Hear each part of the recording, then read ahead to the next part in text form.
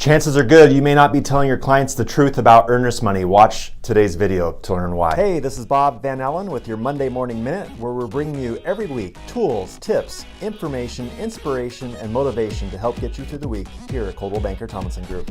All right, so I know how it goes when we explain the concept of earnest money to either a buyer or a seller. It usually goes something like this. We say, hey, Mr. and Mrs. Buyer, the whole point of the earnest money is to keep you in the deal, to put some skin in the game, and it basically shows the seller that you're serious about you purchasing their home, taking it off the market for you, and you're going to close as long as all the contingencies work out, the home inspection, the financing, the appraisal, the title insurance. As long as all those things work out, then you're agreeing that the earnest money is at risk if you don't follow through with the deal. I know that's usually how we explain things. And conversely with the seller, we usually say something like this. Hey, the buyer puts up some earnest money, and you get to keep their earnest money if they bail on the deal for no good reason.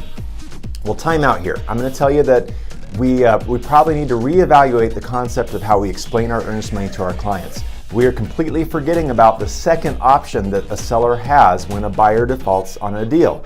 If you read the RE21 purchase contract under the section that talks about default, it says that if the buyer defaults, they've put their earnest money forward and the seller can elect to keep that earnest money as what's called liquidated damages. Yes, I just did air quotes.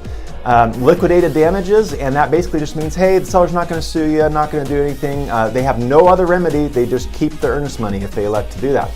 They don't have to do that.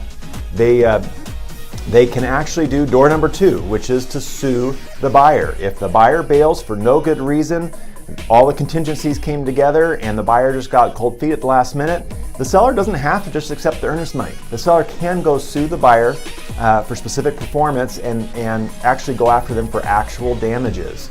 And if the seller is actually damaged in a dollar amount higher than the earnest money, then they may get more money out of the buyer.